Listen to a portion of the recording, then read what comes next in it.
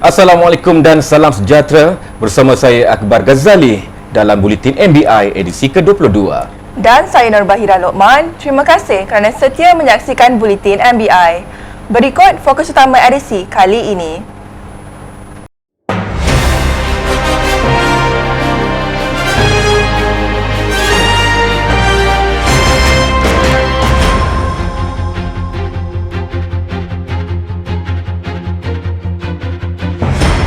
MBI perkenal sistem perkhidmatan dan pembayaran baharu dalam talian. MBI giat laksana program e-waste.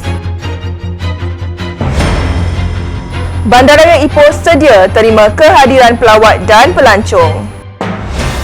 Majlis Bandaraya Ipoh MBI menjadi pihak berkuasa tempatan. PBT pertama di Perak menambah baik sistem perkhidmatan dan pembayaran secara dalam talian. Sistem yang dikenali sebagai DMBI at Ipoh adalah sebuah single platform dengan versi 3.0 membenarkan warga kota mengguna satu akaun sahaja bagi setiap urusan. Datuk Bandar Ipoh, Datuk Remazi Baharin berkata, platform yang mempunyai reka bentuk yang responsif itu diwujudkan mengikut trend semasa serta mudah digunakan. Untuk makluman, DMBI at Ipoh ini telah diberi nafas baru dengan fungsi-fungsi baru yang lebih komprehensif, fleksibel, real time dan peningkatan tahap keselamatan. Selain itu, pembayaran melalui e-wallet telah ditambah di dalam sistem DMBI at Ipoh untuk memberi kemudahan kepada pengguna membuat pembayaran selain daripada menggunakan internet banking, dan sekali lagi MBI telah memastikan sistem atas talian adalah relevan mengikut trend semasa. Beliau berkata demikian ketika berucap pada majlis pelancaran sistem DMBI at Ipoh, gerbang digital MBI secara maya di laman sosial Facebook MBI. Evolusi sistem perkhidmatan dan pembayaran MBI telah bermula sejak tahun 2012 dengan platform yang dikenali sebagai e-Semak dan e-Cetak. Seterusnya ditambah baik menerusi sistem e-bayaran at MBI pada tahun 2013 dan terbaru DMBI at Ipoh, gerbang digital MBI. Orang ramai yang mempunyai peralatan elektrik atau elektronik yang sudah rosak dan tidak digunakan boleh diserahkan kepada pihak Majlis Bandaraya Ipoh MBI. Menerusi program yang dikenali sebagai e-waste, mereka yang menyumbang akan diberi wang secara tunai mengikut kategori barangan. Setiausaha Bandaraya Ahmad Munir Ishak berkata, penganjuran program inisiatif Jabatan Alam Sekitar JAS Perak adalah bertujuan meningkatkan kesedaran orang awam terhadap tanggungjawab menguruskan bahan buangan dengan cara yang selamat. Untuk makluman semua, di peringkat Majlis Bandaraya Ipoh, program ini dilaksanakan secara berperingkat. Ya, yang mana peringkat permulaan ianya akan melibatkan anggota-anggota Majlis Bandaraya Ipoh, ya. Anggota-anggota saja. Tetapi kita juga menerima sekiranya ada orang awam yang ingin turut serta dalam program di peringkat majlis inilah, ya. Ya, sebab untuk peringkat publik ataupun orang awam, peringkat seterusnya, ya, melibatkan komuniti yang akan diketuai oleh semua ahli majlis, ya, di zon masing-masing, di 24 zon bersama dengan kontraktor pengumpulan e-waste yang berlesen, ya, yang telah dilantik oleh Jabatan Alam Sekitar untuk Majlis Bandaraya Ipoh, iaitu syarikat Adsha Solutions Sendirian Berhad. Beliau berkata demikian pada majlis pelancaran aktiviti pengumpulan sisa elektrik dan elektronik e-waste peringkat MBI sempena Hari Alam Sekitar tahun 2021 di Persiaran Bougainvillea di Ipoh. Setakat ini, lebih 8 tan metrik barangan elektrik dan elektronik telah dikutip dan dikumpulkan dari seluruh Bandaraya Ipoh. Bandaraya Ipoh sedia menerima kehadiran pelawat dan pelancong apabila aktiviti rentas negeri dibenarkan. Datuk Bandar Ipoh, Datuk Remazi Baharin berkata, kesediaan itu diperkukuhkan lagi apabila pihak Majlis Bandaraya Ipoh MBI telah melaksanakan beberapa pembaharuan di lokasi-lokasi pelancongan di sekitar Ipoh. Menurutnya, Ipoh juga akan memperkenalkan wajah baharu produk pelancongan buat pengunjung pada November ini. Kita punya infrastruktur pelancongan, ya, kita walaupun dalam masa tempoh PKP, kebaikan PKP ni sebab orang tak ramai, jadi kita ada masa untuk merancang dan melaksanakan.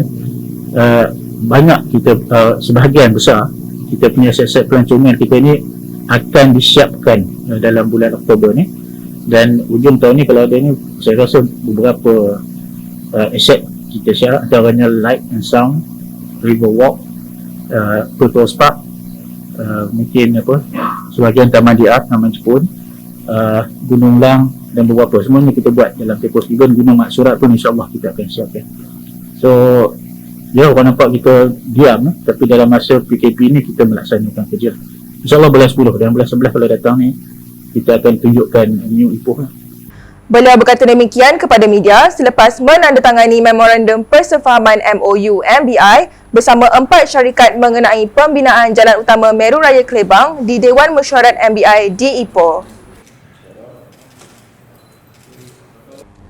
Taman Tema Negara ini dijangka dibuka kepada umum selewat-lewatnya pada November ini selepas kadar vaksinasi mencapai 90%.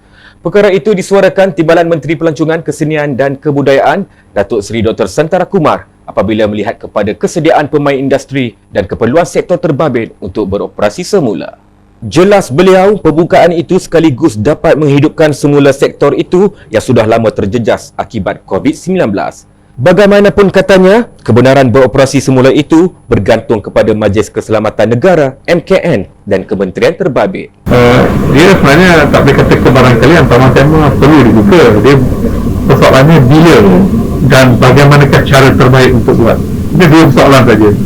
We have to get back to normalization dalam COVID ini, khususnya melibatkan apabila sudah ada 90% warga Malaysia telah pun divaksinasi dan apabila semua pekerja di Taman Tema telah pun divaksinasi.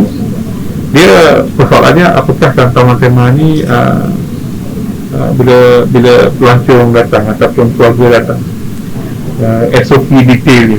Contohnya kalau ada SOP detail bila mereka datang ni, mereka telah dibuat travel time 15 minit. Kalau semuanya negatif, maka I don't see a reason why they cannot enter. Tapi nak buat apakah kaedah SOP dan juga sebagainya, itu MKN akan tentukan. Dan saya difahamkan industri player telah pun membuat satu cadangan dan telah pun memaklumkan, dan saya rasa biarlah sidang membuat keputusan tersebut. Yang pentingnya dari segi market, kita bersiap sedia untuk mempromosikan dan juga bekerja sebagai satu pasukan dengan PBT dan juga dengan kerajaan negeri dan juga dengan produk owner. Beliau berkata demikian kepada pemberita selepas mengadakan lawatan kerja di sekitar Bandaraya Ipoh. Antara kawasan yang dilawati adalah Gunung Lang, Gunung Maksurat, Heritage Trail Ipoh dan Lost World of Tambun. Turut hadir dalam sesi lawatan itu, Esko Perumahan, Kerajaan Tempatan dan Pelancongan Negeri, Datuk Noli Ashilin Muhammad Razi dan Datuk Bandar Ipoh, Datuk Rumaizi Baharin. Majlis Bandaraya Ipoh MBI telah menandatangani Memorandum Persefahaman MOU bersama 4 buah syarikat untuk cadangan pembinaan Jalan Utama Meru Raya Kelebang di Ipoh. 4 syarikat itu ialah Syarikat Ain Bina Development Sendian Berhad, Satin Tiara Sendian Berhad, Saintex Quarry Sendian Berhad dan Total Investment Sendian Berhad. Datuk Bandar Ipoh, Datuk Rumaizi Baharin berkata, cadangan jalan yang akan dibina itu adalah bagi menghubungkan lebuh cepur utama 2 di Meru Perdana dengan lebuh Kelebang Putra di Kelebang. Dan untuk makluman, Spark Partnership bagi pembangunan infrastruktur ni bukan yang pertama oleh dilaksanakan oleh MBI. Yang ni yang kali kedua kalau tak salah saya. Yang pertama Jalan Tambun, kita dah buat MOU dengan Sunway. Sunway. Yang ni yang kedua lah. Jadi apa yang kita katakan, kalau nak katakan cabaran, betul lah pasal benda baru. Yang kedua. Namun saya rasa insyaAllah kalau dengan cara kita bekerja sekarang ni, insyaAllah kita boleh laksanakan. Apa yang penting, walaupun saya faham perkara ni telah lama diwar-warkan, dah lama sangat, dekat 2-3 tahun yang sudah. Namun saya yakin dengan komitmen semua, sekurang-kurangnya kita boleh melaksanakannya lewat-lewatnya ujung tahun ni. Kalau boleh kita laksanakan. Dan insyaAllah kalau ikutkan perancangan kita, kalau boleh siap 18 bulan, mungkin dalam awal tahun 2023 siap. Beliau berkata demikian dalam sidang media selepas majlis menandatangani MOU yang diadakan di Dewan Mesyuarat MBI di Ipoh.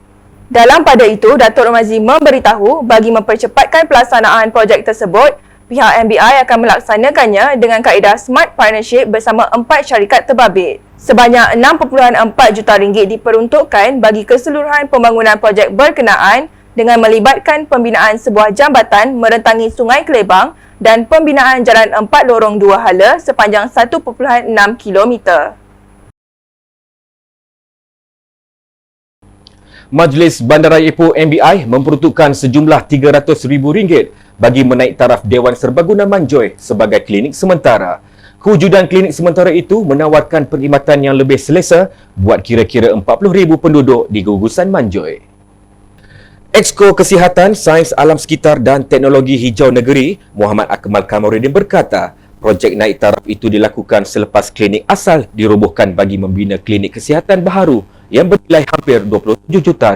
Baik pulih itu meliputi untuk penghawa dingin, termasuklah bilik rawatan, termasuklah shilling dan juga yang terbarunya kalau kita lihat iaitu peti untuk simpanan vaksin. Alhamdulillah, tahniah kepada semua pihak, termasuklah yang terutamanya daripada pihak kepada Datuk Bandar lah yang bekerja keras. Beliau berkata demikian kepada pemberita selepas majlis penyerahan projek naik taraf itu yang turut dihadiri Datuk Bandar Ipoh, Datuk Rumaizi Baharin. Majlis Bandaraya Ipoh MBI sentiasa mencari solusi terbaik dan sesuai bagi mengatasi masalah kutipan sampah di sekitar bandaraya ini. Datuk Bandar Ipoh, Datuk Rumaizi Baharin berkata, pihak MBI memberi jaminan mampu menyelesaikan masalah tersebut secepat mungkin berdasarkan pendekatan yang dirancang dan disusun atur. Menurut beliau, masalah kutipan sampah yang berlarutan selama lebih 2 bulan adalah berpunca daripada isu yang dihadapi pihak pengurusan syarikat konsesi. Dan buat masa ni kita dah buat keputusan, saya dah buat keputusan. Memang kita akan bagi penalti. Kita tak akan bayar mana-mana yang tidak kutip. Dan nanti kita akan kenakan kepada syarikat konsesi. Jadi saya rasa kita tak boleh tunggu dah. Saya dipahamkan ni bukan kes baru seminggu 2. Dari bulan 8 dah tu. Dia dah nak masuk 2 bulan lah. Lebih dah tu. Jadi bukan saja penduduk Ipoh, saya pun tak ada sabar. Beliau ditemui media pada program Derma Darah dan pengumpulan e-waste di Dewan Datuk Ahmad Said, Kampung Sungai Rokam. Tambah beliau, pihak MBI akan menggunakan 10 buah lori sampah baharu yang akan diterima untuk menjalankan kerja-kerja kutipan di kawasan terjejas termasuk penambahan 100 orang pekerja di kalangan rakyat tempatan. Perpustakaan Tun Abdul Razak PTR menerima lebih 200 penyertaan menerusi pengajuran program My Love PTR Malaysia Prihatin yang diadakan baru-baru ini. Program yang diadakan sempena sambutan Hari Kemerdekaan ke-64 itu melibatkan beberapa pertandingan iaitu melukis, mewarna, pakaian beragam dan deklamasi puisi. Penganjuran pertandingan seumpamanya itu telah berjaya menarik minat pelbagai golongan masyarakat dan peringkat usia untuk menyertainya. Program yang dilaksanakan secara dalam talian menerusi media sosial Instagram itu melibatkan 4 kategori dipertandingkan. Bagi pertandingan melukis kategori 12 tahun ke atas, juara telah dimenangi oleh Wu Meishan. Sementara itu, pertandingan melukis kategori A iaitu berumur dari 4 hingga 6 tahun, juara dimenangi oleh Nur Umira Sufyan Al-Anshari dan kategori B 7 hingga 11 tahun pula dimenangi oleh Nur Jannah Muhammad Syaiful. Untuk kategori pakaian beragam 4 hingga 9 tahun, juara dimenangi oleh Muhammad Akif Zikri, Muhammad Afif Khairi. Dan kategori deklamasi puisi dimenangi oleh Nur Syafiqah Amiruddin. Kesemua pemenang menerima wang tunai dan sijil penghargaan. Hadiah disampaikan ahli majlis, Majlis Bandaraya Ipoh MBI Zon 11, Ho Yan Mun. Baiklah saudara, Buletin MBI edisi ke-22 berakhir di sini. Suka diingatkan, marilah kita sentiasa patuhi SOP walaupun di mana kita berada. Selain itu akhbar, marilah kita sentiasa berdiri seiringan melawan pandemik COVID-19 ini sehingga ianya berakhir. Ingat, kita semua keluarga Malaysia. Dengan itu, Assalamualaikum dan salam hormat.